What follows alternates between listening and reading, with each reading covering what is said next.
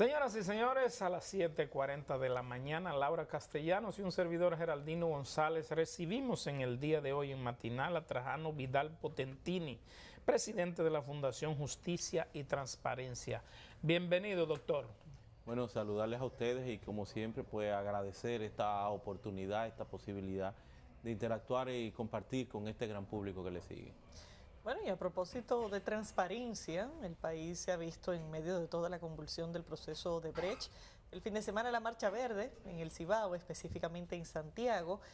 y me imagino que la Fundación le está dando un seguimiento cuidadoso al proceso que está conduciendo la Procuraduría General de la República. ¿Cómo valoran el proceso hasta el momento? Mira, sin duda que un especial seguimiento al tema de Brecht y más aún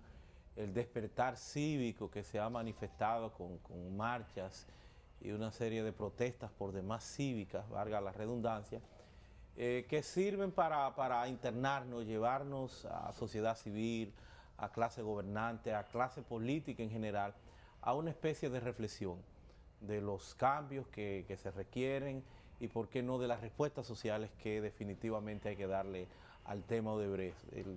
Odebrecht pudiéramos decir que el que no se haya concretado el acuerdo hasta estos momentos, no hay duda que se erige en una especie de revés para el propio proceso, para la propia investigación. De ahí que nosotros le haríamos un llamado a la Procuraduría General de la República de que tome las conversaciones, que retome el seguimiento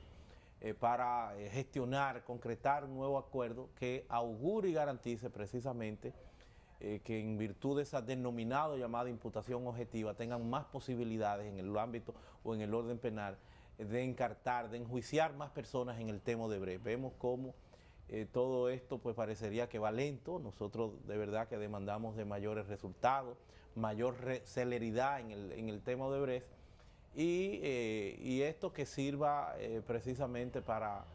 dar esa satisfacción, sin que en modo alguno se caiga en el populismo penal, pero dar esa satisfacción a un pueblo que está clamando por la impunidad. Mientras el Estado, a través de la Procuraduría General de la República, lleva a cabo las investigaciones, los interrogatorios, todo lo está tratando de conseguir informaciones con Brasil,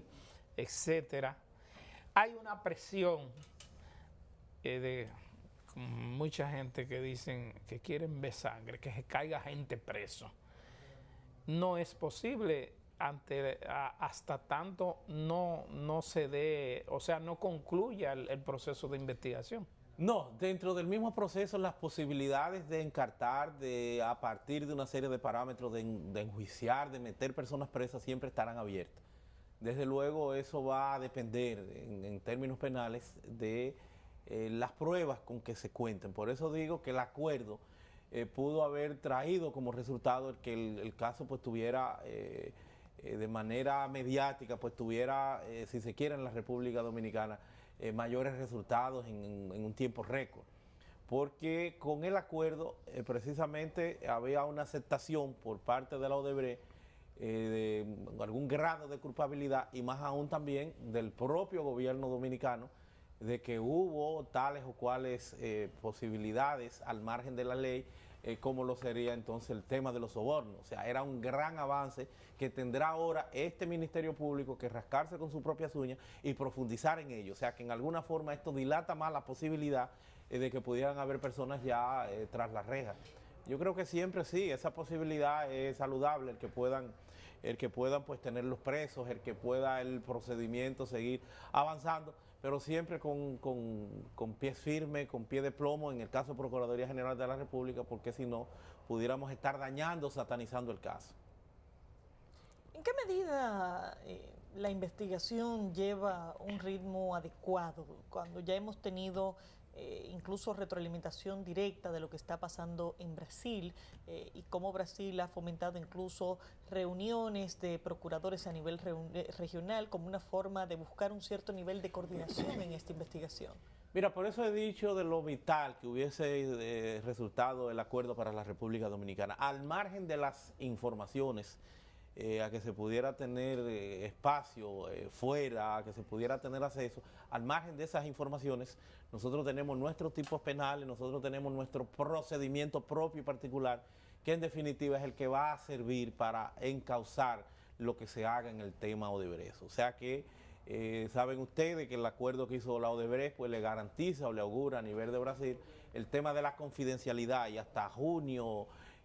julio no se estarían pues desclasificando o dando espacio ya para que se tome conocimiento de esa información. Desde luego no es una información vinculante, es una información que más bien lo que le daría la posibilidad a República Dominicana de profundizar, de saber más a dónde buscar, pero definitivamente que el tema Odebrecht, República Dominicana, es propio, es particular de nosotros, y es a partir de donde se deberán hacer las investigaciones. Porque poco importa con que aparezca una confesión fuera, esa confesión tú tienes, porque no es que se haga un señalamiento de tal o cual persona, eso tú tienes que concretarlo con la realidad dominicana y con las pruebas de la República Dominicana y con el seguimiento y con las investigaciones que solo van a conseguir profundizando. Desde luego yo lo que entiendo es que esto servirá en lo sucesivo, y por eso hablo de una reflexión a la clase política, para que entendamos, para que asimilemos que en el país, para desterrar el tema de impunidad, por ser un andamiaje sistémico el que tenemos alrededor del mismo a nivel legal, a nivel legislativo, en lo sucesivo tendremos entonces que legislar para decretar como pena obligatoria, como pena accesoria, lo que es la muerte civil por los temas de corrupción. Amén también de la imprescriptibilidad de los casos también que tengan que ver con imputaciones de corrupción administrativa. Todo ello, como tienen otros países, pero no porque entremos en moda, sino por la realidad de la República Dominicana, que necesita de respuestas sólidas, de respuestas que sirvan como ejemplo en lo sucesivo. Entonces yo creo que esos son dos componentes que habrá que valorarlo, amén también de fortalecer el sistema de justicia y más aún de lograr obtener ciertamente un ministerio público que sea independiente. La parte del ministerio público tendrá que venir abonada definitivamente que por una modificación a la Constitución, porque hegemónicamente es ese ministerio público el que nosotros tenemos ahí, el encargado de manera vinculante, de manera constitucional, de todo lo que tiene que ver en la República Dominicana con investigación y con juzgamiento penal. ¿Por qué entonces, dentro de los organizadores de las marchas y de las demandas para castigar la corrupción y contra la impunidad, uno de los elementos que más sale a reducir es la creación o la designación de fiscal independiente, si esto no está concebido en la Constitución Dominicana? Bueno, es atendible, es un clamor, o sea, el pedimento. Pero ¿verdad? Habría que legislar reclamo, para eso. El reclamo, por eso digo que es un proceso definitivamente de reflexión, de entendimiento por parte de la clase política y, por qué no, de presión también de lo que es ese movimiento verde que tantos frutos hasta ahora ha venido surtiendo a nivel de lo que es este despertar cívico, de lo que es esa socialización de necesidad de desterrar la impunidad y de combatir la corrupción. Pero ciertamente la Constitución, en los artículos 178 y siguientes, 173 siguientes, le da la hegemonía al Ministerio Público como órgano rector de la política criminal del Estado y como el único en capacidad y posibilidad constitucional de perseguir, de enjuiciar en el orden del proceso penal. Entonces, fuera de ahí, la independencia es un clamor, es decir, bueno, vamos a buscar fiscales que bajo ese entorno, porque si no hay que modificar la Constitución ciertamente, bajo ese entorno pues tengan la independencia. Se avanzó en algún momento y hay por lo menos de manera mediatizada en una aparente, si se quiere, inamovilidad y un sinnúmero en el orden administrativo de posibilidades que le auguran a estos fiscales el que tengan cierto grado de independencia, no así la cabeza, que además es el jefe de lo que sería el Consejo del Ministerio Público, que es el Procurador General de la República, y una cantidad mínima de procuradores adjuntos, unos 8 procuradores, que son designados por el Poder Ejecutivo. Fuera de ahí, pues hay en los términos de la ley orgánica del Ministerio Público, lo que fue el Estatuto del Ministerio Público, hay esa aparente independencia, pero no es suficiente porque tiene una conexión directa con el Poder Ejecutivo en términos de su nombramiento y de su remoción. Y eso es algo que no es un descuido. al contrario, eso es algo que sencillamente en una reforma constitucional que hace apenas 7 años tuvimos, decidió dejarse de esa manera, número uno, incluso atribuyéndole al Procurador General de la República con esa condición esencialmente política un puesto dentro del Consejo Nacional de la Magistratura. Mira, hay además, porque no es que pudiéramos decir que sea tan pecaminoso, es un tema de cultura, es un tema institucional. En Estados Unidos, por ejemplo, no goza de esa independencia, pero las instituciones, la solidez que tienen, la madurez política que tiene Estados Unidos, pues trae consigo de que a la hora de su accionar, además también de que hay fiscales especiales que tienen un mandato y que son respetados en términos, recuerdan ustedes el caso, por ejemplo, Clinton, donde había un fiscal independiente que dio mucha agua a beber y que tuvo toda la independencia y que hubo el respeto y la observación de ese poder como parte si no poder del Estado, como segmento estatal o como órgano, si se quiere, de todo el andamiaje jurídico de los Estados Unidos, como Ken Starr, recuerdo que se llamaba este fiscal, cómo pudo operar con toda la libertad. Entonces, amén de nosotros apartar, de nosotros tener un fiscal independiente, un ministerio público independiente de manera constitucional, debe haber también esa cultura que no tenga que depender del Poder Ejecutivo y más aún de la clase política. Entonces yo creo que sí, que eso sería un avance y que este proceso de reflexión debe invitarnos a tratar de llegar hasta ahí. Amén, amén, reiteramos, de que hay que legislar, hay que decretar la muerte civil para aquellas personas que estén inmersos, que estén involucrados y que se le haya demostrado como una pena accesoria, como una pena obligatoria, el que no pueda participar de la vida civil de la República Dominicana, el que no pueda participar de cargo, el que no pueda participar de un proceso eleccionario por el sello demostrado, probado, de estar involucrado en temas de corrupción, además también de la imprescriptibilidad, que es un tema que lo vamos a ver en boga posiblemente conforme avancen las indagaciones de la Odebrecht, porque hay muchas personas que estarían fuera. Por ejemplo, la prescripción es de 10 años para la persecución de crímenes y delitos, lo más grave, como es el caso de corrupción administrativa. Lo que haya pasado, que ya sobrepasa los 10 años, no es imputable. Podrán llamarlo, investigarlo. El caso de Ramón Alburquerque, el caso de otros tantos, el mismo proceso de firma y seguimiento que tuvo Hipólito Mejía con todos estos temas, aun cuando tienen el deber moral como político y personas que eventualmente estarían aspirando a puestos públicos de rendir cuenta y de explicar, pero ciertamente no son imputables a nivel penal. Lo que usted plantea del asunto de la muerte civil, ¿no chocaría con la Declaración Universal de los Derechos Humanos después que una persona haya cumplido su condena en caso de ser hallado culpable,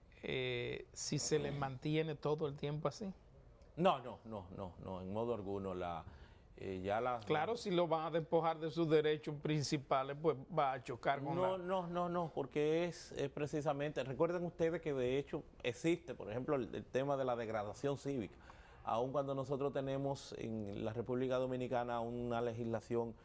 penal que data de 1884, y si nos remontamos, pues 1844 o 1822, que la veníamos ya aplicando desde los diferentes estamentos que ejercían el tema justicia, ya sea desde Haití o en la propia República Dominicana, que son los códigos de matrícula francesa. Es el código todavía que nosotros mantenemos y tiene el tema de la degradación cívica. Es una condicionante que se da a partir de una situación especial, porque el bien jurídico a prometer no es un tema de derecho, es un tema de los bienes públicos, es un tema de ese individuo que observó y que tuvo una conducta X que le hace inelegible para una serie de privilegios o cargos eventuales o posibles en que pudiera verse. No es un tema, por ejemplo, de la pena de muerte, que sí no se puede instaurar porque es una conculcación, es una violación al tema de los derechos humanos, y más aún suscribimos una convención interamericana de los derechos humanos que precisamente lo prohíbe para este y otros tantos países que así la suscribieron. Pero eso es un tema accesorio que en modo alguno lo que limita aspectos que no necesariamente estamos hablando de que son derechos, porque no pierde su libertad de expresión, no pierde su derecho a la vida, es una participación en los temas públicos, puede asistir trabajo en cualquier otro estamento o institución. Lo que pasa es que usted tuvo una conducta en un momento determinado que puede lesionar o que puede reincidir en lesionar lo que es ese interés colectivo y general, que es el manejo de los fondos públicos.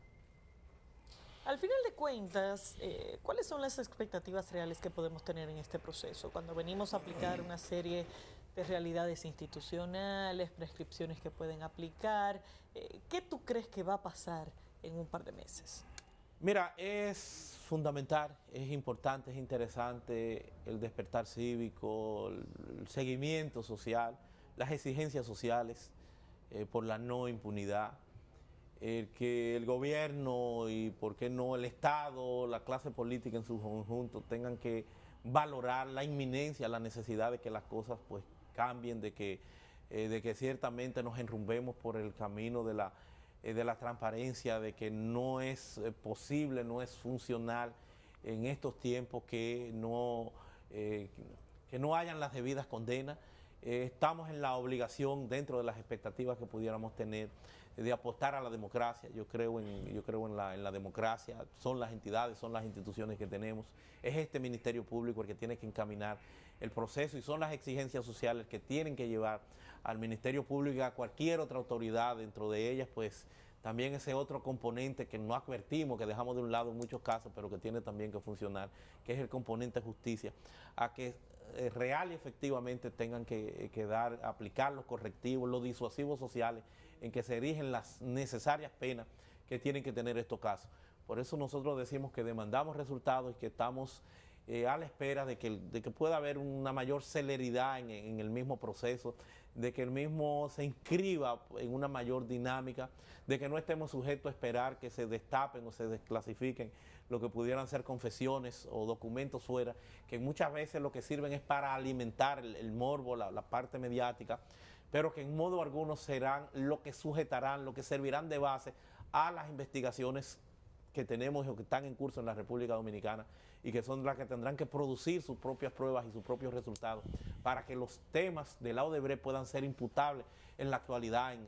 en la República Dominicana. Yo creo que las expectativas tendrán que ser necesariamente halagüeñas siempre y cuando haya ese acompañamiento y ese despertar cívico necesario para este proceso. Trajano Vidal Potentini, gracias por conversar con nosotros, muy amable. A ustedes.